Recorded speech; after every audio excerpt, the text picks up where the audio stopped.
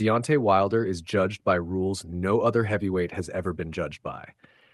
Not because of his boxing ability, but because of who boxing decided he wasn't allowed to be. If Anthony Joshua lost the way Wilder lost, his career would be called brave. If Tyson Fury fought the people Wilder fought when Wilder fought them, his legacy would look very different. But Wilder didn't get protection, he didn't get forgiveness, and he didn't get context. So the quick question isn't whether Wilder was overrated.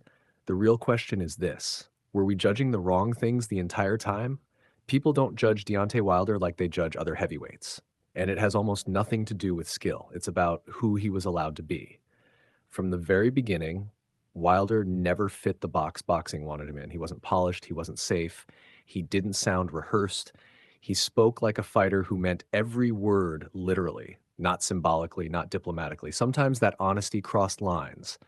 He said violent things. He talked about killing in the ring, things that sound horrific when stripped of context, clipped, and replayed, but things that came from a man who never treated boxing as entertainment first. That authenticity became his crime, because boxing doesn't actually reward authenticity. It rewards control. Anthony Joshua was built to be safe, and not by accident. He was calm, corporate, measured, always saying the right thing, always losing the right way. Eddie Hearn didn't just promote Joshua, he sold stability. Joshua was designed to never scare sponsors, like never alienate casual fans, never make people uncomfortable, and it worked. Then there's Tyson Fury. Chaotic, polarizing, unpredictable, but wrapped in redemption, mental health, addiction, depression, suicide awareness, a comeback story that deserved respect. But redemption comes with built-in forgiveness. So Fury could underperform, he could struggle, he could lose moments, and it was reframed as bravery, resilience, survival. Wilder never got forgiveness. When Wilder spoke emotionally, it was called delusion. When he lost and made excuses, bad excuses, wrong excuses, people didn't see pain. They saw weakness.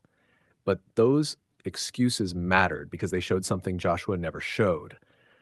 Wilder couldn't live with losing. He didn't accept it politely. He didn't sanitize it. He didn't pretend it didn't hurt. And boxing punished him for that honesty. There's a moment where this difference becomes impossible to ignore. The first Wilder-Fury fight. On paper, it's simple. It was a draw. Fury was undefeated. Wilder dropped him twice. One of those knockdowns looked like a dead body being resurrected. By normal boxing logic, that should have been a career-defining night for Wilder, especially when people were questioning whether he belonged at world level. Instead, the narrative flipped instantly. Nobody asked how Wilder nearly knocked out an undefeated lineal-level heavyweight. They asked how Fury got up, how brave he was, how incredible the recovery was. Wilder's achievement vanished in real time. If Joshua had dropped an undefeated Fury twice and escaped with a draw, that moment would still be replayed today as proof of elite greatness. With Wilder, it became proof that Fury was special. That's when the rules changed. From that moment on, Wilder stopped being judged on what he did and started being judged on what he wasn't.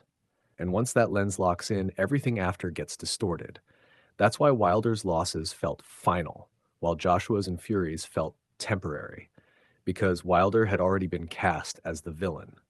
He was also blamed for something fans never consciously admitted, but absolutely felt. He stood in the way. Wilder stood between boxing and the fight everyone wanted, Joshua versus Fury. When that fight didn't happen, fans didn't blame contracts. They didn't blame promoters. They didn't blame timing. They blamed Wilder. So when he lost, it felt like justice. Not sport, justice. And that's where real analysis stopped. Here's the part people avoid. Wilder fought the man Joshua didn't. 3 times. Prime Fury. No waiting for erosion, no safety timing, no gentle entry. Joshua never stepped in there. Not once. Not when it mattered.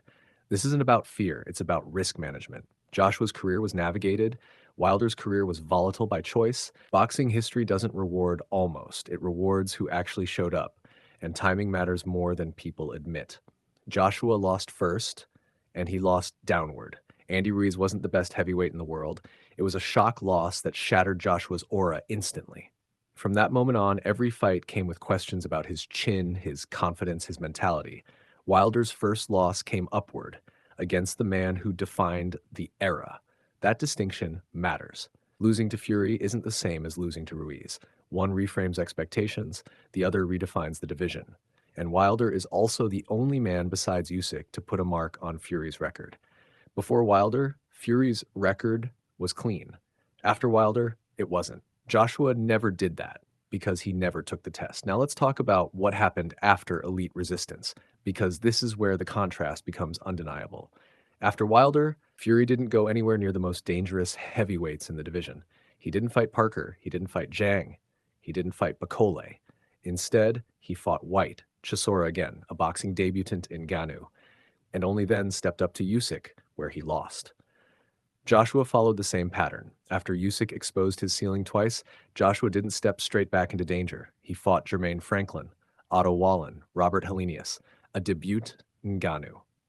Only after all of that did he step back up, and when he finally did, Daniel Dubois flattened him.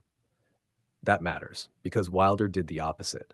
After the Fury War, not after a rebuild, not after confidence padding, Wilder stepped straight into two of the top 5 most dangerous heavyweights in the division.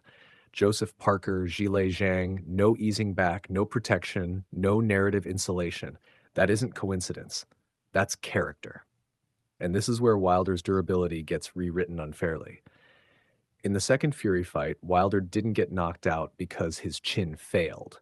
The corner threw in the towel. He was knocked down by a body shot, not a head shot. He had a burst eardrum, which completely destroys balance and coordination. That's not a glass chin. That's a physiological failure inside the ear. And even then, Wilder didn't quit. The fight was stopped for him. Then came the trilogy. One of the most brutal heavyweight fights of the modern era. Wilder was dropped early. He got back up. He dropped Fury again. And he stayed dangerous until his body finally shut down. That wasn't exposure. That was a man nearly dying in the ring. And that was the first time Wilder was ever truly finished. After that kind of war, damage that ends careers, Wilder still went 12 rounds with Joseph Parker. This wasn't a faded Parker. This was a fully formed elite-level Parker. The same Parker who later knocked out Martin Bakole in 1 round, the same Parker who beat Zhang, the same Parker who beat Joe Joyce. Wilder went the distance with that man. He wasn't dropped. He wasn't stopped. Bakole couldn't do that. Others couldn't do that. Then there's Zhilei Zhang, the loss people love to weaponize. This needs to be framed honestly.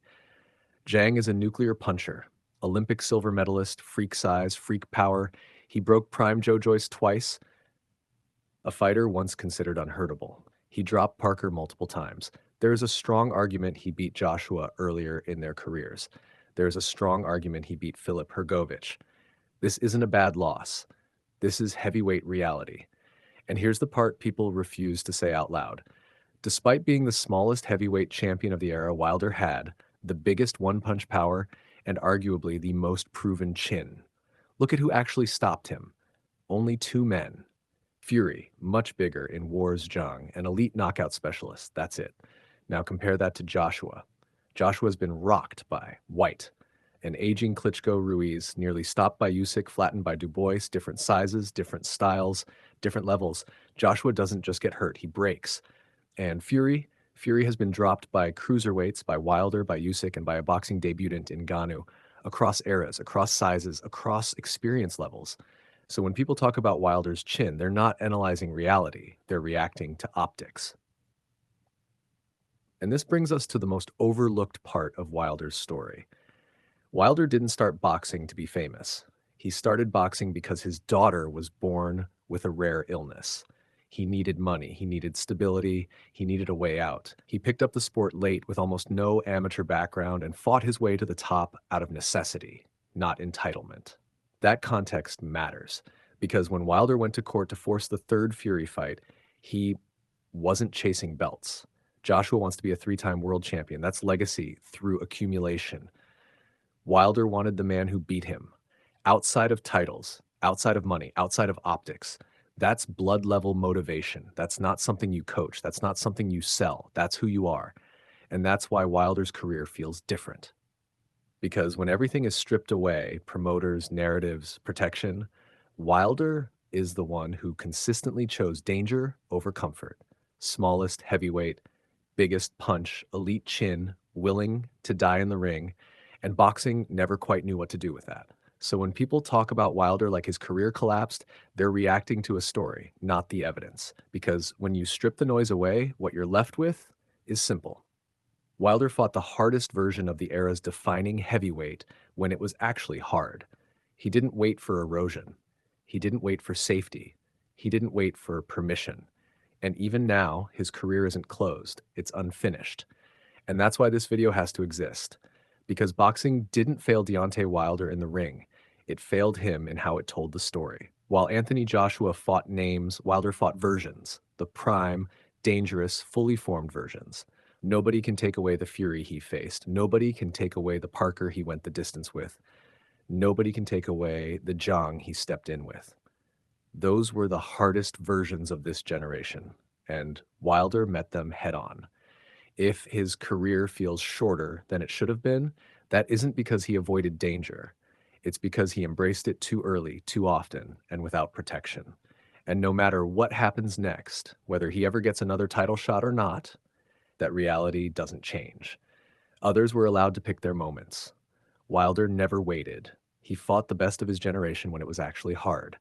And history eventually always corrects that kind of honesty.